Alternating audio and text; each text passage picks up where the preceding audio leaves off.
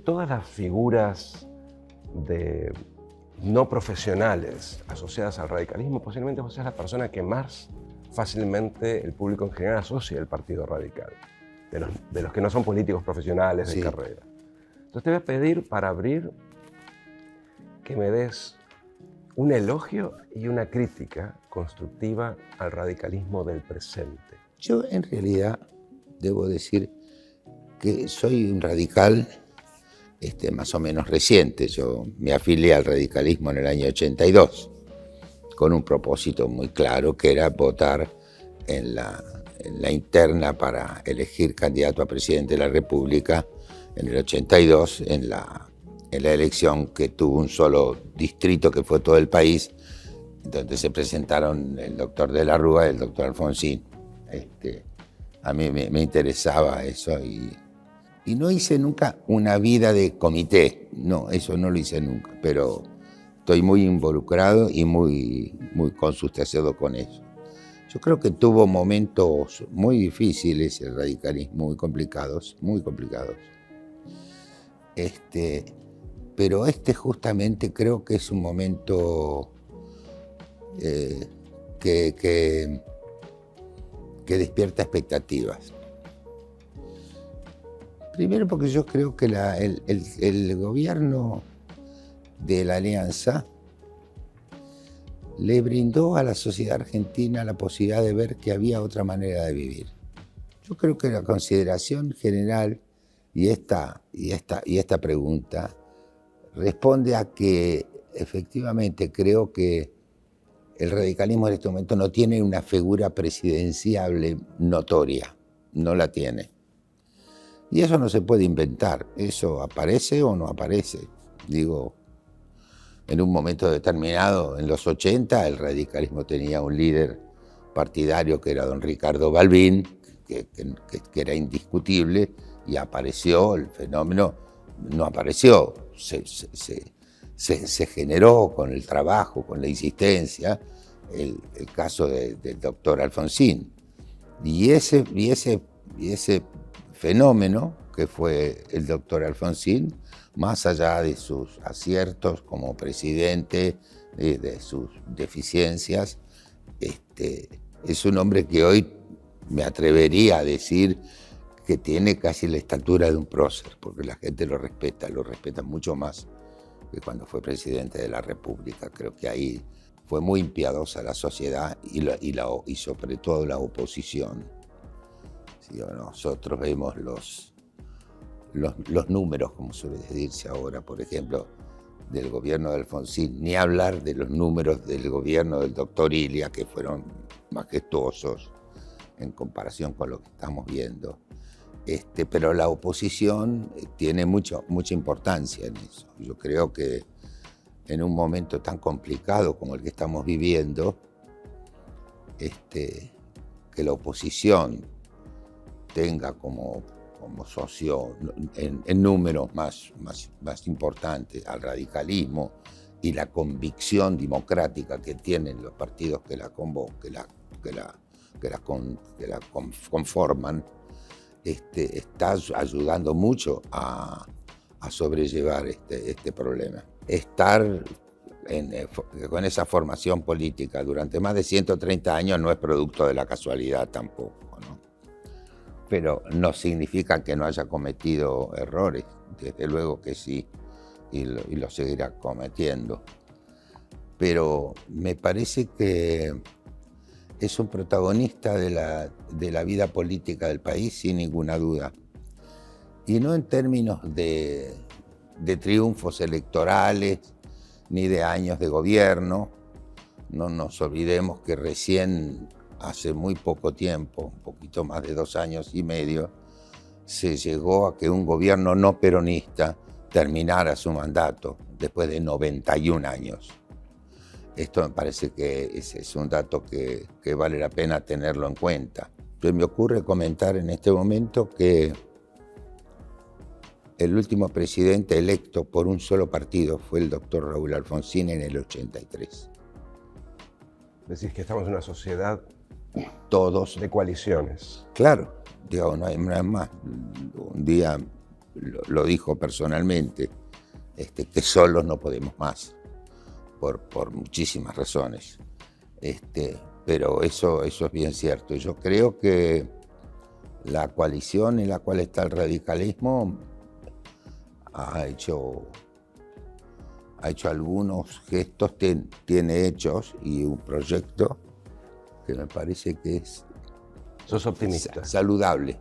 Sí, soy optimista, sí. Imagínate que llegamos al 2024 y tenemos que negociar, charlar, acercar por lo menos votos en el Congreso. ¿Con quién te sentás a dialogar? No para generar consenso ni para absorberlo, sino simplemente para dialogar votos, acuerdos parlamentarios. ¿Con quién te sentarías y con quién no te sentarías? ¿Hay un límite a esa negociación para vos? En ese sentido te agradezco la pregunta porque nunca me lo hicieron. Pero yo fui diputado nacional. Para mí fue una experiencia conocés cómo extraordinaria. Es ese proceso. Y ahora que me preguntaste esto, yo vuelvo para atrás en mi memoria. Digo, ¿yo con quién me senté a conversar? Me senté a conversar con la gente que podía conversar, no con la gente de determinado partido. Hay gente que tiene la predisposición de conversar más allá de no saber si nos vamos a poner de acuerdo o no. Pero digamos, depende también de la actitud de cada uno de los diputados o diputadas. Y yo he ganado algunos amigos, he conocido gente admirable de todos los partidos, de modo que yo me sentaría a conversar con todos aquellos que estén dispuestos a escuchar. Me parece que esa es un poco la clave, y me parece que cada vez es más importante ese privilegio que tienen algunos políticos que tienen sus aspiraciones y sus ambiciones, como es lógico, pero que no han perdido la capacidad de escuchar. Eso es fundamental para su buena performance en la política y en la vida misma. ¿Por qué se produce tan poco últimamente de lo audiovisual en Argentina, siendo que a priori uno diría que es un país que tiene todas las capacidades para producir no solo producciones domésticas, sino traer gente a producir en la Argentina? Porque ¿cuál es tu visión o qué es lo que sentís que está inhibiendo el desarrollo de la industria audiovisual en Argentina en los últimos años? Bueno, hay algunos problemas que tienen larga data y otros no tanto, pero nosotros fuimos un país un gran productor de cultura, y en el mundo de la cinematografía fue un país que fue líder en toda América hispánica, toda América Latina. Tuvo grandes productores, grandes estudios. Hay estudios que ya tienen más de un siglo y siguen siendo aptos, insonorizados, magníficos. Había estudios donde entraba la película virgen en el celuloide y salía la película hecha, de modo que en televisión también, con sus más y sus menos, hemos tenido mucha producción. Hoy en televisión hay muy poca producción. Se lo achaca a temas de costos, vaya a saber si es tan cierto. Creo que hay una deficiencia. Primero falta coraje en la programación de la televisión. Se trata de poner en el aire las cosas que se supone que van a ser exitosas, ¿no? Por ejemplo, a la moda de los programas de cocina, por ejemplo, de dónde salió eso, cómo es este asunto. Es un modelo importado, me imagino. Hace muchos años, por ejemplo, que nosotros que tenemos básicamente 4 canales de televisión, hace muchos años que no sale al aire una obra de teatro, una versión teatral de... Todos los canales tenían programas de ese tipo, todos. Hace muchos años que la televisión, por ejemplo, que es lo de mayor impacto masivo que tenemos, el medio con mayor impacto masivo, no tiene música.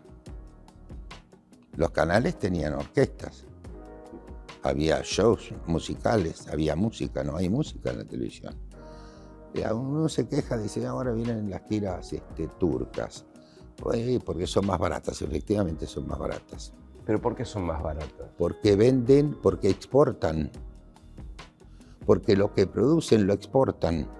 Al exportarlo a distintos países, puedes bajar los precios. Pero no como nosotros, que en cambio de exportar los programas, vendemos los libretos para que lo hagan en otros países. De eso no se habla, por ejemplo. No, pero yo lo he notado porque he hecho algunas películas argentinas taquilleras, las he visto en 6, 7 versiones en otras lenguas.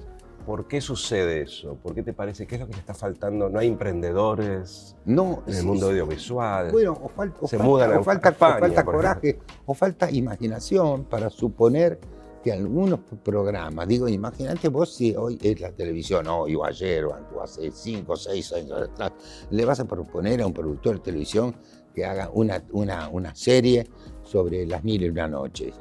Te saca rajando. Porque le imagina que no le va a interesar a la gente. Y resulta que después vienen los turcos y hacen las 1001 noches y la gente lo ve. De modo que yo creo que hay una consideración muy penosa de lo que es el gusto del público. Yo creo que nosotros tenemos un público muy importante, incluso en todos los niveles sociales de la Argentina, de curiosidad. De manera que yo creo que está en las cabezas. Nosotros, la actividad teatral de este país es ponderable. Digo, este es un país que, por las razones de su formación, la influencia de su inmigración, tiene en todos los pueblos del país, yo conozco muchos de esos trabajando, están los teatros. Nosotros le debemos a la colectividad española y a la colectividad italiana alrededor del 90% de los teatros de la Argentina. Durante los gobiernos de facto, gobiernos autoritarios, cuando todavía existía y existió durante muchos años la censura, y en unos casos la censura previa, no pudieron con la cultura. La gente siguió escribiendo poemas y editando libros. Yo creo que en ese sentido deberíamos reconocernos un poco con cómo hemos podido, a pesar de los pesares, seguir adelante y tener figuras en la literatura que son figuras reconocidas incluso fuera de nuestras fronteras. ¿Vos te ves tus películas, revés tus películas? ¿Sabes qué? Yo, si a mí me pidieran que armara el podio de las películas del cine argentino, seguro uno de esas 3 sería La Tregua, donde vos actuaste. Te quería preguntar, de todas las películas que participas, yo soy muy cinéfilo, por eso quería hacer esta pregunta, que yo soy muy cinéfilo, te quería hacer la pregunta, ¿cuál es tu película preferida de las que participas? Voy a contestar lo que ya contesté varias veces, es como preguntar a qué hijo querés más, ¿no? ¿Viste? Siempre parece... Pero no es que las quieras, ¿cuál te parece mejor? No. Hay películas, por supuesto, por las que tengo particular admiración o recuerdos felices. Digo, desde luego mi primera película, que fue Tute Cabrero, tengo un buen recuerdo. He hecho películas como La Patagonia Rebelde, que me parece que es una grandísima película donde la pongas, y fue extraordinaria y sigue siendo extraordinaria. Y además algunas que tienen que ver con mi vida personal, cómo darse cuenta que fue mi vuelta al cine después de permanecer casi 8 años en la lista negra, donde no podía hacer ni cine ni nada, salvo teatro en forma privada, que me permitió sobrevivir. Felizmente tenemos público que nos iba a ver, era público, casi eran público de detectives privados, porque averiguaban a ver dónde estábamos nosotros en gira. Pero Made in Argentina es una película, para mi gusto, extraordinaria. Es un gran documento porque cuenta con el talento de Nelly Fernández Tiscornia lo que pasó, porque hubo un hecho importante al comienzo del gobierno del doctor Alfonsín, en febrero del 84, tenía 1 mes y medio del curso.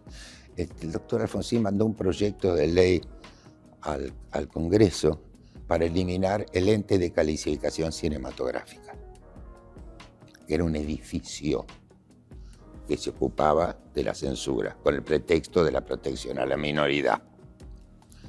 Ahí se terminó la censura. Y yo espero que algún congreso, la Cámara de Diputados y de Senadores, se decidan y declaren un día de la libertad de expresión, que fue el día que Alfonsín promovió esa ley. He tenido algunos parates significativos, como en los primeros años del 2000, que filmé muy poco, pero bueno, después se ha hecho películas como mi obra maestra, que me parece que es una deliciosa película, y alguna otra que vale la pena. Y una película que es un fenómeno rarísimo, único, del que estoy satisfecho, contento, orgulloso de haberla hecho, que es una cosa muy rara, que se llama Esperando la carroza, que es un fenómeno social. No hay antecedentes, porque está viva la película todavía, la que siguen viendo los jóvenes, existe. Pero bueno. No me elegiste una. Una, no, la que más me gusta, no sé cuál sería, no sé cuál sería. No sé cuál sería. Son demasiadas. No, sí, fueron muchas. En todo caso te voy a contestar con cierta maldad. Todavía no la hice. Está muy bien, está muy bien. Es la próxima. Esperamos verla dentro de poco. Ojalá. Muchas gracias. Gracias a vos.